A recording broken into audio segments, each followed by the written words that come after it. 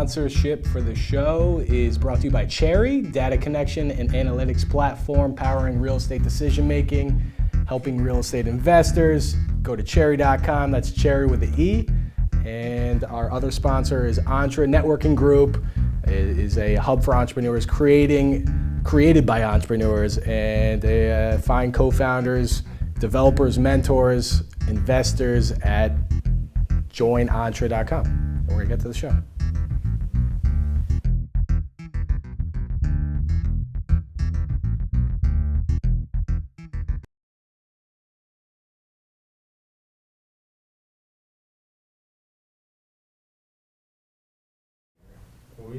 Here we go. Welcome back, Leaders Live. Here with Paul, the CEO and founder of Voxy. Welcome to the show. Thank you for having me, Charlie. Yes, very nice office, very nice space, very cool stuff here. Well, it's great to have you. Thanks for coming down. I'm excited to get into this. A little intro why we're doing this is basically to understand what you're doing, hopefully connect you with other like-minded business leaders.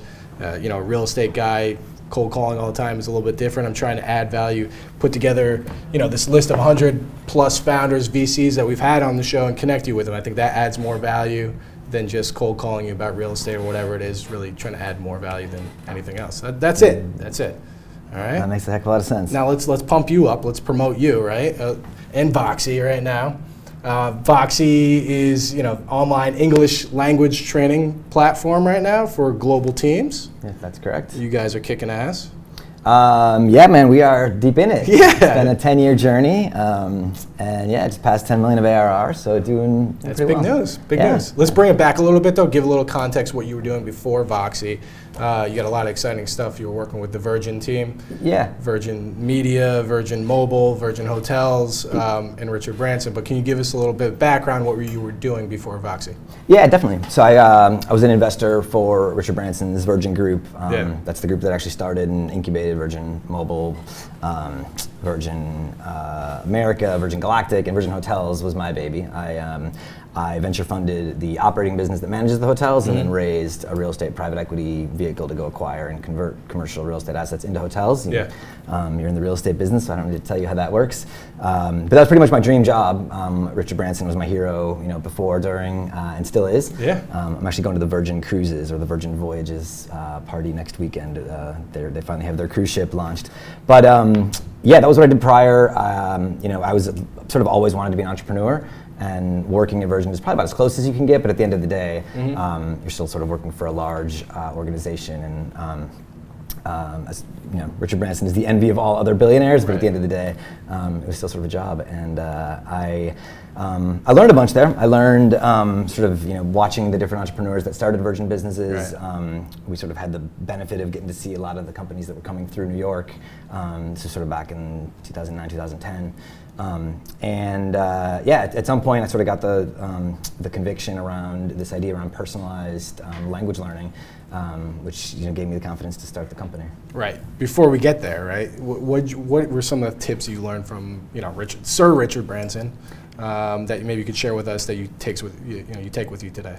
Yeah, I mean, there's a lot. First of all, I mean, he's built one of the most, amazing that could be its own show, I guess, creation machines this planet will probably ever know. I learned a ton. A couple of things I always point out.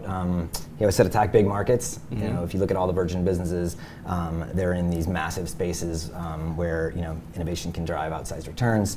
And he also said, do something that you're personally passionate about, because these journeys, as I pointed out, it's a 10-year journey already, right? Thousands and thousands of days that I've been thinking about how you can improve English language learning. Thankfully, it's something I'm very passionate about. If you back up, 20 years ago, I guess, when I graduated from undergrad, I had a sort of a wanderlust and moved to Santiago, Chile, where I learned Spanish in a very immersive environment, and language acquisition and language learning was something I was really passionate about. So when I was looking around to sort of leave Virgin and start my own thing, I downloaded Rosetta Stone's annual report. That was literally how I learned about Virgin Hotels too, was I downloaded Marriott's their 10K annual report, and that was sort of how I taught Virgin about the hotel business. I did the same thing, downloaded Rosetta Stone's annual report, and saw that in 2010, they were barely mentioning the internet. Definitely weren't talking about mobile yet. And they also were using really the same curriculum to teach every single language to every single person, which was sort of an anathema compared to how I learned a second language in Chile a long time ago. So something I was passionate about. It was a huge market, $100 billion of spend, people trying to learn English around the world. And I started it with a PowerPoint presentation. I raised $600,000 from some angel investors that I met partly through Virgin and partly... And this is back in 2010 when you started? Back in 2010, yeah. Right, okay. Yeah. Was it TechCrunch, right? That was 2011, I think. Okay. That was, it was really a pre-prototype. It was literally just a PowerPoint that basically said what I just told you. Big market, no one's using technology well, no mobile, no personalization. It took me about a year to, put a few lines of code together and get some vaporware, which I then launched at TechCrunch Disrupt. And that sort of, I guess, was the beginning of post-product Voxy. Our minimum viable product started as an email newsletter with basically an RSS feed, if you remember back then. Sure. Evolved very quickly into sort of a lightweight mobile application that was teaching English from the news. This concept of personalization has always really been our true north.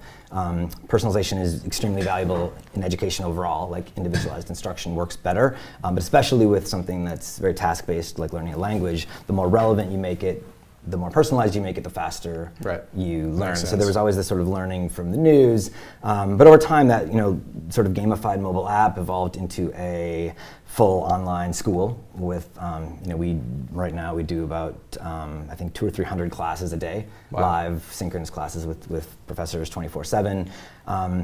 And that was all sort of under the first phase of Voxy, if you will, which is 4 or 5 years, where we were trying to be a B2C company. We were trying to do direct-to-consumer marketing to acquire English learners all over the world.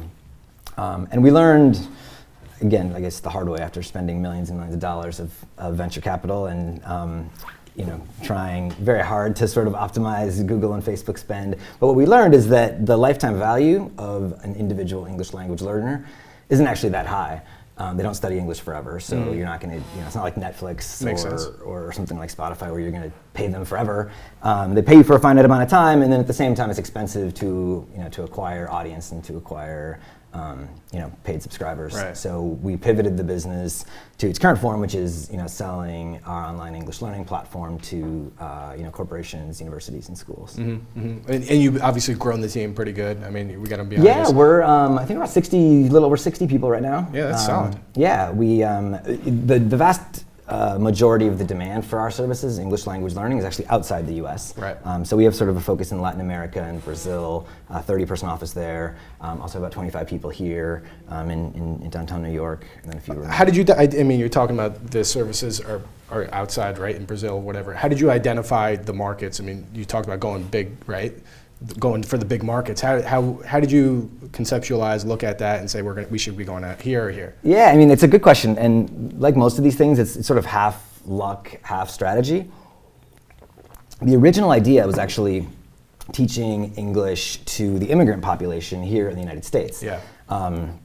When we launched our first mobile app, I couldn't find an Android developer in New York at the time, but I was able to find an iOS developer. Okay. So we built an iPhone app. And I guess not surprisingly in hindsight, immigrants in the US didn't have iPhones. However, if you had an English learning app that was on iOS, we got crazy downloads all over Latin America, right? Wow. Middle class and sort of upper middle class, Mexicans, Brazilians, actually all over the world, even throughout Europe and Asia as well. They started downloading, and ultimately, we grew to about 4 million users on the consumer side. But again, it was sort of half luck, half strategy. We originally thought it would be immigrants, and then next thing you know, we're like the #1 rated education app in all of these Latin American countries. That was enough for me to start going down there, seeing if I could sort of optimize our media spend. Met an enterprise sales guy. We'd also raised some money from Pearson, a big education company that had a big operation in Brazil. So I networked my way in with the Pearson team, and then next thing you know, I was selling $50,000 a year contracts to schools. Sold a lot of those, and that was sort of the beginning of the pivot to B2B. It's a great story, though. That's a nice success story, at least. Yeah, I mean, it's like lots of successes, lots of failures. Any of these, these journeys. It's a good road. Good road to be. Yeah, it's definitely been a Let's good talk road. about the company culture. It's a segment we have sponsored by Hugo Team, which is searchable meeting notes with your favorite tools, connected with your favorite tools. But talk about the company culture at Voxy. What is it, and what do you instill with your team? Yeah, I mean, culture is, as I'm sure everybody who comes on this show will tell you, especially once you get past a handful of people, it becomes a really, really vital ingredient to get right. And I think Voxy's done pretty well, and we've been fortunate in that we sort of punch above our weight because we have this impact focus, right? Where our mission isn't to get people to click on more ads. Our mission is literally to improve the language proficiency of somebody. We get our learners contact us, hundreds of people a day saying thank you because they actually, for the first time were able to, learn English, and they were able to get, a better job. They were able to get a promotion. They were accepted into a degree program. Sure. So we have that sort of mission first. Right. So as a result, everybody from engineers to salespeople gets to feel really good about their job. That's I think super helpful. First and foremost, very, very helpful when you're trying to rally a group of disparate professionals with very, very different skill sets, very, very different interests. But at the end of the day, I think everybody likes to help people succeed, and that's really our mission, right? Help people accomplish their goals by breaking down the world's language barriers. Right. Right. But we also do, we have 8 values that are really important. I can't stress I was going to say, if you can how remember all those, more power to you. I'm not going to rattle them all off. They're all under the umbrella of sort of do the right thing, like the old Spike Lee line. And it's starting with empathy, and it's communicating courageously, and lots of other things. But that's, I think, again, fairly tried and true at this point, whether it's Amazon's 18 principles or having really, really clear values that dictate behaviors is, I think, critical to getting a bunch of people on the same page. Well, let's focus on the communication aspect. How do you? I mean, we like to talk about I guess efficient work efficiency in communication. Like, how do you make work efficiently and communicate it with your team? Like, are there tips that you have within the environment? Although yes, definitely, and I think efficiency of communication is key. Though in our in sort of the way that we pick up the importance and the critical nature of communication is probably a little bit more than just efficient. It's sort of about providing context and about making sure that everybody understands everything that's going on around their day to day, and providing, like I said, the context so that people can do their job better, knowing how it's impacting our learners, knowing how it's impacting our customers. But like the efficiency, as you brought up, and that platform that you said about team notes sounds interesting, by the way. But Slack and there's a number of different systems you can use. Our whole company runs on Asana, Jira, and Slack, and those things definitely drive more efficient communication. But when it comes to communicating courageously, it's about speaking your mind. It's about being respectful. It is. It's going back about to empathy. Empathy and really over communicating. I mean, one of the things that I learned when we were 19, 20, 21 people is, even in a group of that size, you can start to get rumors and communication breakdowns. And the human mind goes to weird places when you have imperfect information. So a big part of my job became, and any founder CEO goes through this, but becomes just saying the same things over and over and over again. You get sick of hearing yourself say it, but it's really about just driving that sort of drumbeat message so that everybody is on the same page and has the same sort of super set of information that they can use to guide their individual contributions and their team's contributions. Makes sense. Solid, very solid. Before we get to what's next and what you're doing with promotion, just trying to get people to check in and then submit some questions for Paul. Lexi is going to be taking the questions in just a little bit, so start submitting those questions and interacting with each other. But what's next for Voxy?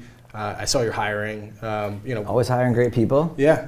Is there anything else? Are you dropping anything new?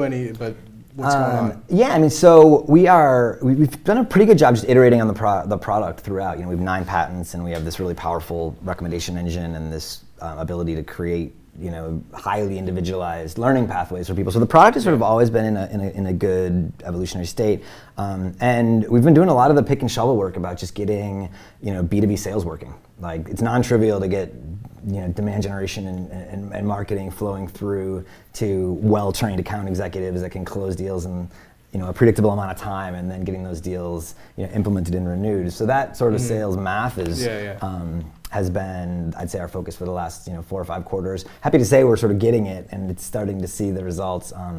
We grew 27% last year in ARR, which was awesome for us. We were really proud of that. We also started to build out our channel network. So we have direct sellers, that are in Mexico, Brazil, Latin America.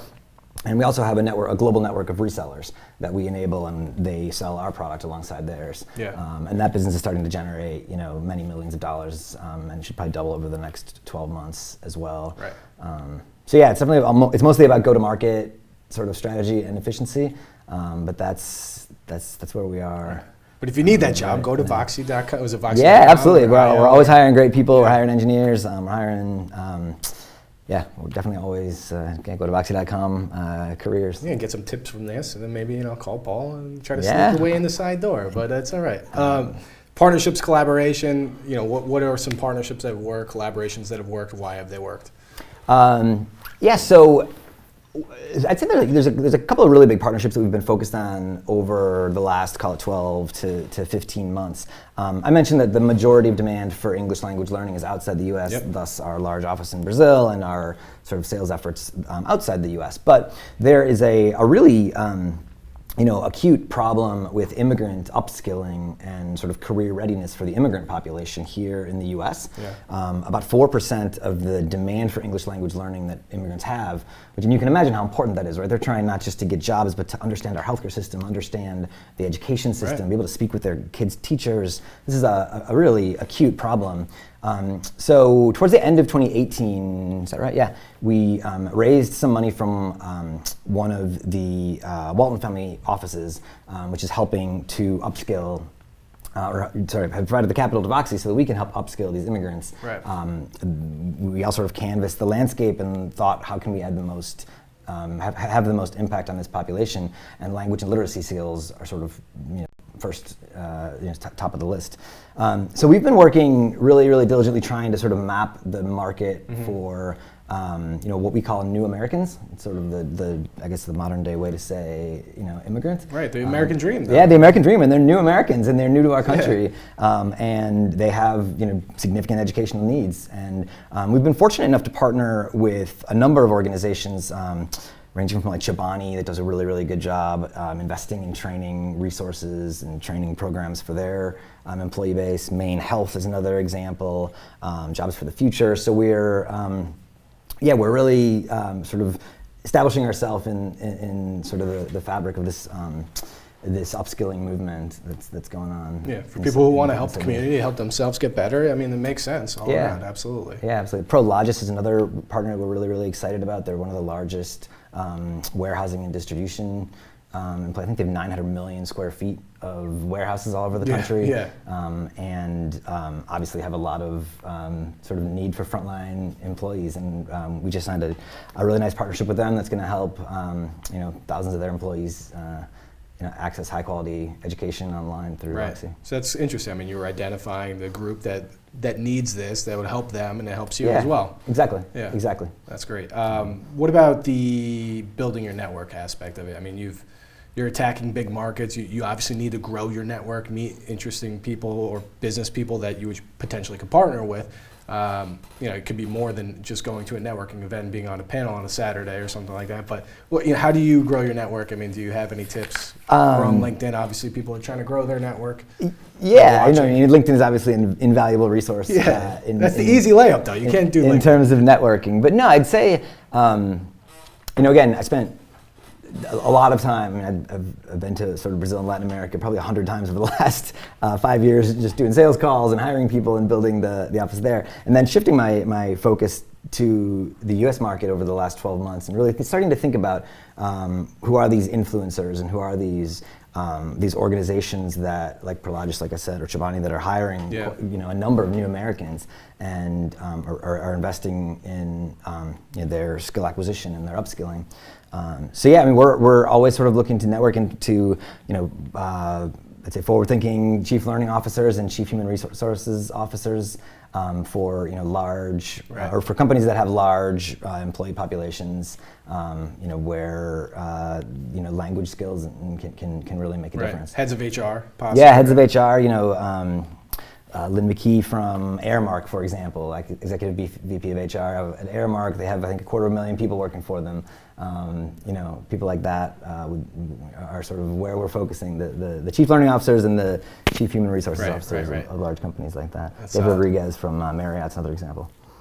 I think you're skipping a little bit. I mean, those are some of the people you want to connect with, though, too. I mean, I usually ask, people who you want to connect with, potentially to network with, and hopefully the LinkedIn community could do that. So I think those two are good ones right there. I'm sorry, I misunderstood the question. No, it's fine. But I think those two are definitely, we should tag them on here. We should send this to them, and hopefully we can help you network with them as well. Yeah. That's solid. But let's do the Q&A. Lexi's got some questions.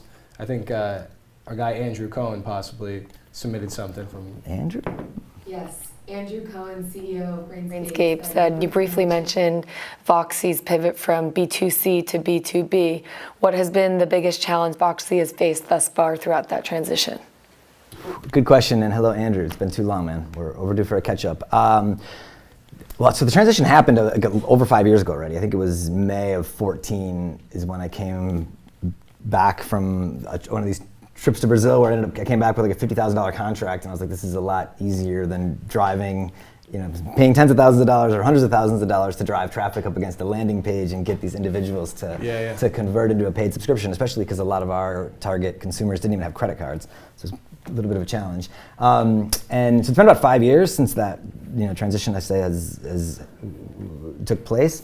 The challenges were numerous. I'd say, entrepreneurs have I don't know if it's a pro or a con, but they have the ability to switch gears pretty quickly. Mm-hmm. So it took me about a week to realize that I was no longer a direct-to-consumer, B2C company, that I was now a B2B business. I literally, came in on a Saturday the next week after the pivot, and I set up Salesforce, like our first instance of Salesforce, and I started entering, all the people that I met. So that was sort of the beginning of it. But I mean, it really is an entire organizational shift. You touched on culture before. Yeah. I would say the cultures associated with consumer businesses and B2B businesses are very different. Right.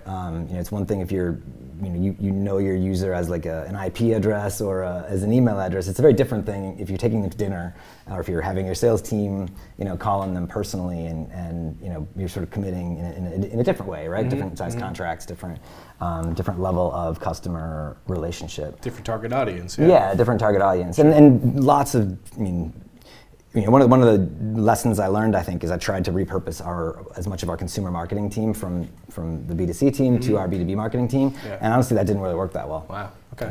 It was sort of one of those lessons learned that you sort of pivot hard where everything changes, and it takes an organization many months, if not years, to truly sort of reorient themselves around a new North Star or whatever. Right. It goes back to the communication you were talking about too. Yeah. I mean, at that point, because again, we went from like 0 to $1 million of revenue in 8 months, and then to $3 million the next year. And at that point, the business was so sort of amorphous, and most of these people were hired thinking it was a consumer business, and all of a sudden we're, sending invoices to universities in Brazil to get paid. Entirely different business, entirely different processes needed. But yeah, I mean, communication, I would do weekly all hands at that point, because just to reinforce the message. Thankfully, we haven't had to make any pivots quite so extreme since then. That's but interesting. We have shifted strategies. Yeah, no, but that's interesting. I mean, it's that period of time when you did shift strategies that you actually had to focus down more on the communication aspect of it and figure out who the target audience is and how the strategy to approach them. That's a good piece of advice. I like that. Yeah. I mean, definitely critical. You can't communicate too much. Yeah. Lexi, what else we got over there? Good? Yes, another question from the audience. What have you found to be the most effective tool for teaching full-time working professionals who do not have an abundance of free time to learn a new language? Oh, that's a great question. And it is true. A lot of our population, especially these new Americans, I think the term is time poor. They really do not have a lot of time between, some of them are working 2 jobs and trying to help their kids with homework, and life gets exceedingly busy. Yeah.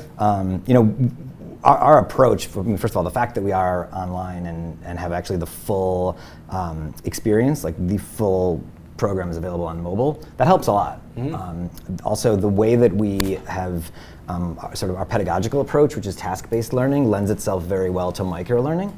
So we do have sort of short bursts of learning content that can be done in transition, in commutes, in subways. Yeah, we actually last year rolled out like an offline feature because, not feature really, it was being able to use a lot of the learning objects in an offline environment. Right, very helpful. Yeah, all of that sort of helps people fit their learning into fillable time. And the other thing is, online learning has the benefit, we solve issues of time and space. Right, you don't have to commute to a school. You don't have to sit for that hour and a half at a predetermined time. You can truly use your fillable time. Yeah. And then the final point I'd always make is that it's just a heck of a lot cheaper.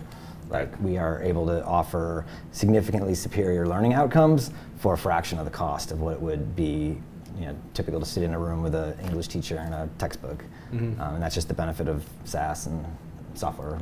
We're able to deliver a much lower price, higher quality experience. It's good. It's good. Okay, that's it. I mean, what last we'll leave off with is your words to live by, personal mantra, ethos. Something that gets you going. You said you had a few, but what is it for you? I mean, I always tell people to think 2 moves ahead in their career. That's something all the people I mentor. A lot of people I feel like are very short-sighted in terms of when they think about their career. It's a long journey, and thinking a couple moves ahead of what if I'm about to take this job, what is the sort of skill set and what are the talents I'm looking to nurture and develop for the next job after that. And if you can actually visualize a couple moves ahead, I think that always help. And the other thing is, I feel like 99.9% of your job satisfaction is about the people you work with. So, we talked about networking and the importance of meeting people. Just be careful who you decide to work with. That goes from investors to board members to your executive team, just down to the people you have to, even the people you're selling to. Right. For an entrepreneur, if you don't like the people you're selling to, you're in for sort of a much less exciting and much less gratifying journey, because business is all about the people. Oh, makes sense. I like that. Yeah. That's solid. That's all we got. Let's just leave off again with the names of people you want to connect with. Those are literally just 2 of the... I mean, you said a couple, though. I mean, the head of anybody in HR, anybody who's... Yeah, like CLOs of big companies that have large workforces or potentially immigrant populations. The one that Aramark is this huge company that services, uniforms and food and everything. So that was the one I was thinking of. Their executive VP. Those types of companies. Yeah. Awesome. Yeah. All right, cool. We're going to tag them on here. We're going to tag everybody on here. All right. Get you some business, hopefully. Well, thank you very much, Charlie. It's been a pleasure. Right, cool. That's it. The doll's going to hit the music, and that's it. And then we have a little bit of a... That's it. Appreciate your time. Thank you. The happiness in music is undescribable.